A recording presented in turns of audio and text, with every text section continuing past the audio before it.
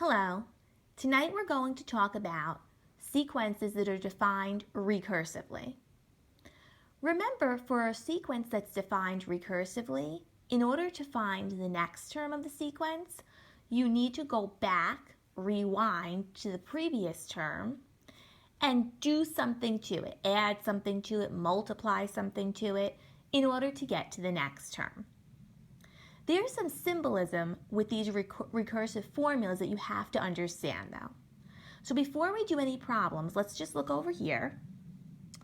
So in a particular sequence, if the given term can be represented by f of n, think about what would the term before that be represented by.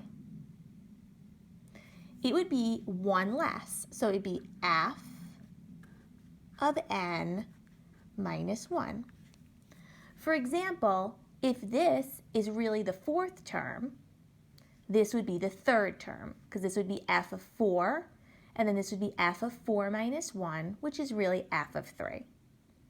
So whenever you see these two, just understand that this notation in purple is really just the term that comes right before this term. That's all it means. Okay, now over here, let's look at this notation. So let's say that the given term is represented by f of n plus 1. So what would the term before that be? Well, you need to subtract 1 from what's in the parentheses, right? Because you're going to the term before it. So if you subtract 1, now you're just left with f of n.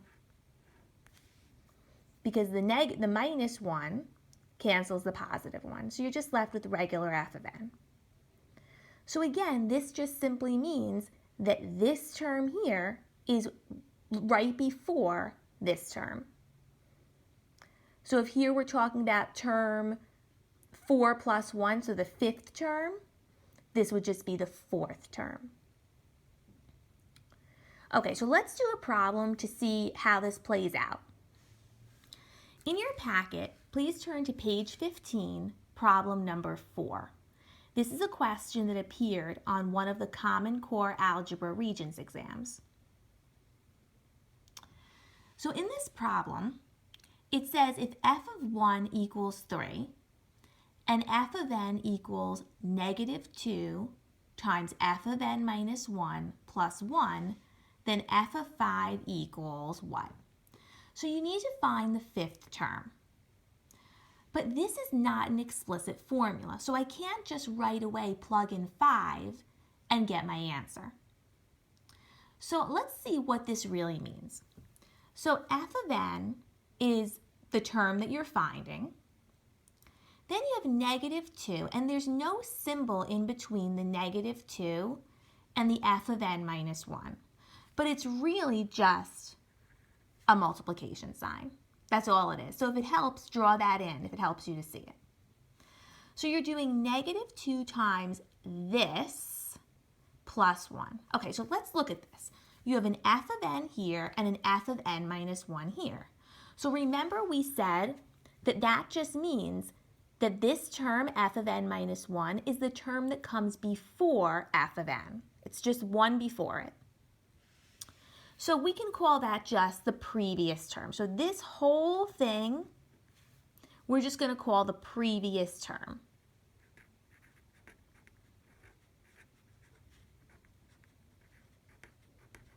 Okay, so what are we really doing here then? So in order to find the term that we're looking for, we're going to take negative 2 and multiply it by the term before. And then we're going to add 1. Now you should realize this is not an arithmetic sequence because you're not just adding 1. There's also some multiplication involved. So you'll see when we generate the sequence, you'll see that there's no common difference. The numbers will be going up or down by a different amount every time. Okay, so now that we've interpreted what this formula really means, let's actually use it to generate the terms of the sequence. So our goal is to find the fifth term, but before we find the fifth term, we need to find all of the terms that come before it. Because remember, in a recursive sequence, you're referring back to the previous term, which would be the fourth term in this case, but we don't have that. All right, so in this problem, they give us the first term. So we have f of 1 equals 3. So that's just given to you right here. Just going to rewrite it. So now I need f of 2. All right, so let's look at the formula.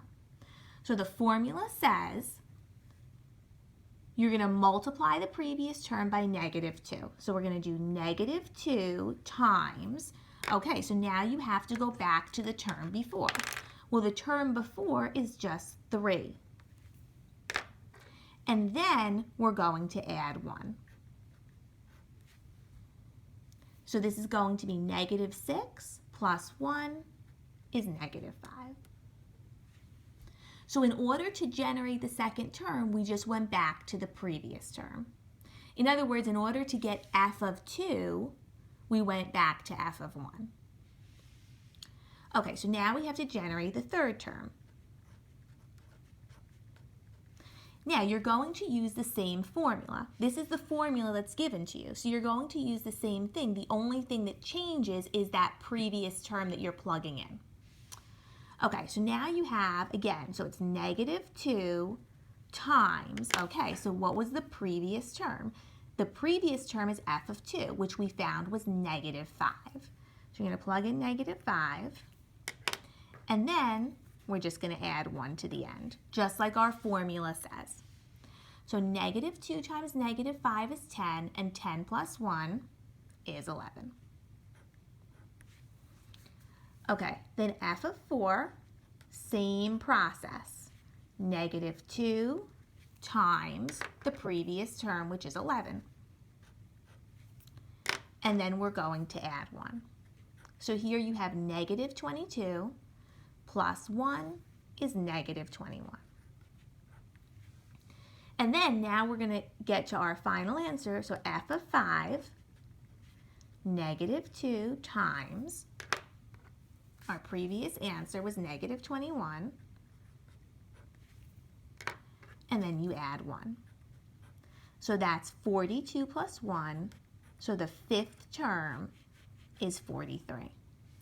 And you'll notice just by looking here, you're not adding the same number to get to the next term. So that proves to you that this is not arithmetic. And again, the reason it's not arithmetic based on the formula is you're not just adding 1, but there's multiplication involved. So therefore, it's not going to be arithmetic. Okay, so let's try another example. So now for this other example, let's just refer back to this that we did at the beginning. So again, if this is your given term, f of n plus 1, or if that's what you're looking for, that's what you're finding, the term before it is just f of n. So all this means is this term comes right before this term. That's all it means.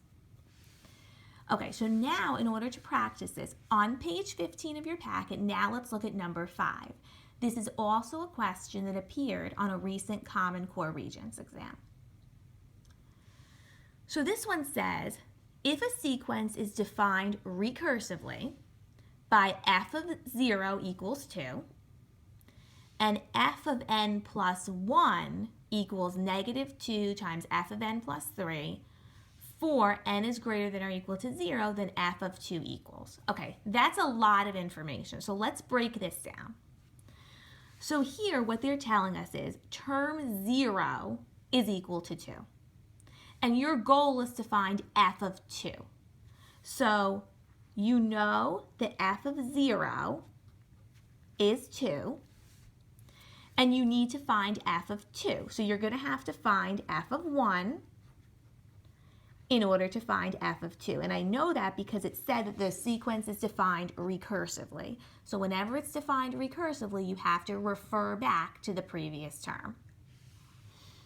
Okay, so that's what we're looking for. Now, looking at this is going to confuse you a little bit. It's really not important, but I'm just going to explain to you what it means. N is greater than or equal to 0 means the terms of the sequence, we're starting with term 0. Then we're going to go to term 1, term 2. There's no term -1. There's no term -2. Some sequences start with the first term, some start with the 0 term. So this one happens to start with the 0 term, which is also the y-intercept. So really, this is not very relevant, so don't let this throw you off. It's just telling you that the first term in the sequence is term 0. Okay, so now let's look at this. So again, we see this f of n plus 1, and we see f of n. So remember what we said before. This f of n is just one smaller than f of n plus 1. It's just the term that comes before f of n plus 1. So really, I'm going to explain to you what it really means, and then we're going to modify this equation to make it make more sense. So f of n plus 1 really means the next term. That's why you're adding 1. So this formula is saying if you want to find the next term in the sequence, you have to refer back to the current term. And the current term is just one before the next term. So that's technically what this is saying. But because this is a little bit confusing and it's not usually represented like this, why don't we rewrite this? And instead of using n plus 1 and n, let's go back and use this notation. Let's use f of n and then f of n minus 1. So let's just change it. Okay, so I'm going to rewrite this as f of n. So I'm going to get rid of f of n plus 1. I'm just going to rewrite it as f of n equals -2. And instead of writing f of n, I'm going to write f of n minus 1 and then plus 3. Just because that notation is a little bit more familiar to us, so it's going to be a little bit easier for you to use the formula. Again, it means the same thing. Just you're looking at just the term that comes before. Okay, so we have to find the second term. We don't have to do very much. We just have to get the first term and then we'll get the second term. But before we do, let's look at this again and see what this really means. So you're just going to take -2 and multiply it by the term that comes before the term that you're looking for. And then you're adding 3. So what we're doing is we're doing -2 times the previous term. And then we're adding 3. So it's actually very similar to the problem above, but the difference is instead of using, well, they use the f of n plus 1 notation, but it means the same thing, so we can just rewrite it. Okay, so they give us f of 0 is 2. Now I need f of 1. So the formula says to get f of 1, I have to do -2 multiplied by the previous term. And the previous term is 2. And then I have to add 3.